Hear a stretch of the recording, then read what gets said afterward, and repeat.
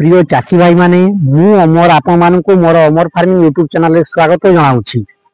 आज मु आपण मानकु मोर लंका गछ गुडी किपरि भाबरे बड़ होइगला देखि पारथिबे 25-30 दिन रे ऑलरेडी फ्रूटिंग स्टेज आसीगला।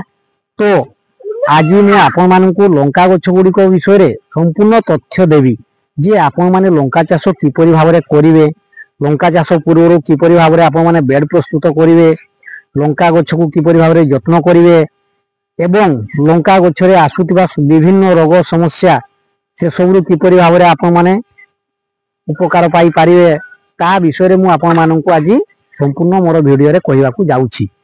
तो प्रथमे आपण माने जानिथिबे जे लंका गछ लगाइबा पूर्वरु आपण माने बेड टिकु किपरि भाबरे प्रस्तुत करिवे ना। आपण माने जेतेबे लंका गछ लगाउछंती सेतेबे आपण माने बेड टिकु किपरि भाबरे प्रस्तुत करिवे ना।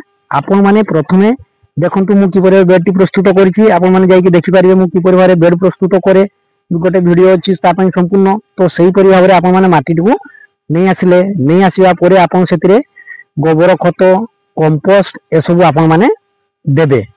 देई सारिबा परे आपण कोन करिवे ना माटी टिकु ता सहित पुनी आपण मानको आपण डीएपी सारो पोटास ता सहित आपण किछि बोरन ता सहित आपण किछि जेमति कि बोरन सहित आपण किछि दे देबे, कैल्शियम ता सहित आपण किछि देबे ह्यूमिक एसिड ए सब देवा द्वारा कुडा खुसा करि सारिबे। कुडा खुसा करि सारिया परे आपण कोन करिले ना गछटी को तापरे मल्चिंग पेपर ढंकाइबे। ढंकाइबा परे आपण कोन करिवे गछटी को लगाइबे। गछटी लगाइबा परे आपण 5 रु 7 दिन मध्ये रे आपण गछरे निहाती भाबरे मु आगरु वीडियो रे मध्ये कहिछि जे आपण कॉपरऑक्सी क्लोराइड आउ भेल्डामाइसिन निहाती भाबरे स्प्रे करिवे। मु एई वर्ष सुनुची मार्केट जिवा बेले जे बहुत चासी मानकर लंका गछ कोन हिची ना लंका गछ तांकर झाउणी की मरि जाउची। तो आपण माने निहाती भाबरे कॉपरऑक्सी क्लोराइड आउ भेल्डामाइसिन आपण माने गछ को स्प्रे करिवे एवं मूल रे मध्ये देबे। तापरे मरीच गछ लंका गछर सबुटो बड़ समस्या होची कोन आपण माने देखि पारते मोर लंका गछ गुडी करे पत्र मुडा अछि कि पत्र मुडा अछि कि नाही। तो एई लंका गछ गुडी को आपण माने पत्र मुडा रोगरु किपरि भाबरे बंचाइबे। तो आपण को सबुटो तापरे कोन करिवे ना आपण जो कहली झाउणा रोगरु बंचाइबा परे आपण कोन करिवे ना आपण सेथिरे धोळा माछी को कंटिन्यू आपण 6-7 दिन छाडी के स्प्रे करिवे। धोळा माछी आपण निहाती भाबरे 6 रु 7 दिन छाडी के स्प्रे करिवे। जहा फरे आपनकर आपण जानिथिबे जे जेते बेले धोळा माछी द्वारा पत्ररु जो सबुज कणका को शोषि नियंती ता परे से कोन हिया ना धोळा माछी द्वारा पत्र कणका गुडी को शोषि नवा फरे से आ सूर्य किरण रु खाद्य प्रस्तुत करि पारे नाही, जहा फरे सेही पत्रटी रोगाक्रांत होई जाए। तो आपण माने सबु बेले धोळा माछी बा कीट जो चूषक कीट पत्र चूषक कीट जो अछंती से सबुर आपण माने आपनकर क्षेत्र को सबु बेले रक्षा करी। प्रत्येक सप्ताह रे आपण माने निहाती भाबरे आपनकर कोन करिवे ना प्रत्येक 6 रु 7 दिन को आपण माने धोळा माछी पई निहाती भाबरे लंका गछरे स्प्रे करिवे। जहा फरे आपण माने देखिबे जे लंका गछरे जो सबुटो बड़ समस्या पुनी कोन आसे ना पत्र मोडा, जोटा को आपण माने जानिथिबे जे पत्र मुडा रोग आसिले थरे आ गछ ग्रोथ होबो नाही, फळ आसीबो नाही, किछि होबो नाही। तेनु करी आपण माने पत्र मुडा रोग रु भी से पत्र मुडा रोग कोठी पई होना भाइरस द्वारा आपण मानकर जो गछटी संपूर्ण आपण माने एई पद्धति रे चाष करथि जे आपण माने कंटिन्यू आपनकर कॉपरऑक्सी क्लोराइड ता सहित आपण भेल्डामाइसिन ए सब स्प्रे करिवे। स्प्रे करिवा परे भी जदी आपनकर कोन होची ना पत्र मुडा रोग आसुची तेबे आपण सेतिरे किछि एंटीबायोटिक स्प्रे करिवे। तो एंटीबायोटिक द्वारा आपण निहाती भाबरे गछरे पत्र मुडा रोग को कंट्रोल करि पारिबे। एवं आपण माने देखिबे जे जो गछटी रे पत्र मुडा रोग होइथिबो ताकू आपण बाडी रो उपाडी की फी देबे, कारण से रोग पई से रोग को आपण एई सब पद्धति द्वारा ही कंट्रोल करि पारिबे। ता पई स्वतंत्र कोनसी मेडिसिन नाही। तेनु करी जे भाइरस को आपण की परिबे कंट्रोल करिवे मु जो कहली जे आपण गछटू खाद्य देबे ता सहित आपनकर कोन करिवे ना गछटू खाद्य देबा सहित आपण एंटीबायोटिक स्प्रे करिवे।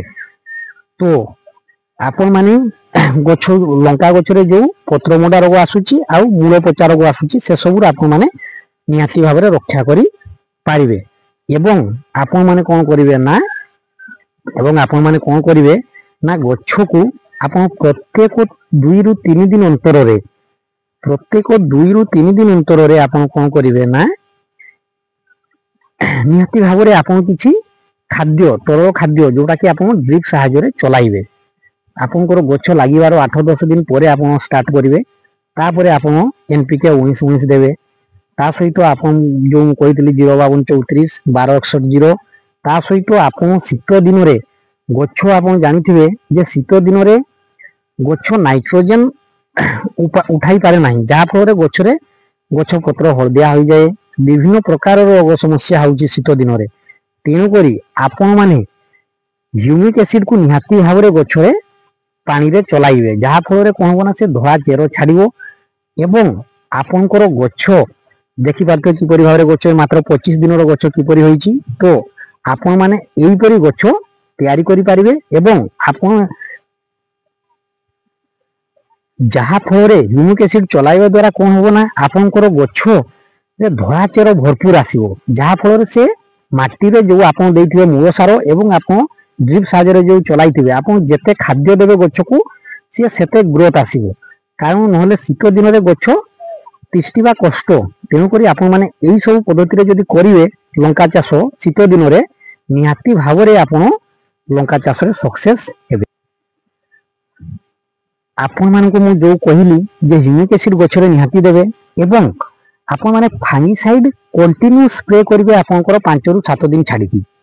ଫାଙ୍ଗିସାଇଡ ନିହାତି ଭାବରେ ଗଛରେ ସ୍ପ୍ରେ କରିବେ, ଯାହା ଫଳରେ ଆପଣଙ୍କର ଗଛ ସମ୍ପୂର୍ଣ୍ଣ ସୁସ୍ଥ ସବଳ ରହିବ ଏବଂ ଆପଣ ମାନେ ନିହାତି ଭାବରେ ଲଙ୍କା ଗଛକୁ ଏଇ ପଦ୍ଧତିରେ ଯଦି ଯତ୍ନ କରିବେ ତେବେ ଆପଣଙ୍କର ଲଙ୍କା ଗଛ ବହୁତ ଭଲ ହବ ଏବଂ ଆପଣ ମାନେ ମଧ୍ୟ ବହୁତ ଭଲ ଦାମରେ ବିକ୍ରି କରି ପାରିବେ। କାରଣ ବର୍ତ୍ତମାନ ଲଙ୍କା ଗଛ ଲୋକଙ୍କର ବାଡିରେ ଆଉ ରହୁନାହିଁ। ଯୋଉ ଶୀତ ଆସିଲା ଏଇ ପଦ୍ଧତିରେ ଯଦି ଆପଣ ଚାଷ କରିବେ ତେବେ ଆପଣ ମାନେ ଆପଣଙ୍କର ଲଙ୍କା ଗଛକୁ ନିହାତି ଭାବରେ ଶୀତ କବଳରୁ ରକ୍ଷା କରି ପାରିବେ। ତ ମୋର ପ୍ରିୟ ଚାଷୀ ଭାଇ ମାନେ ମୁଁ ଆପଣମାନଙ୍କୁ ଆଜି ଲଙ୍କା ଗଛ କିପରି ଭାବରେ ଯତ୍ନ କରିବେ ଏବଂ ଶୀତ ଦାଉରୁ କିପରି ଭାବରେ ରକ୍ଷା କରିବେ ତା ବିଷୟରେ ମୁଁ ଆପଣମାନଙ୍କୁ କହିଲି।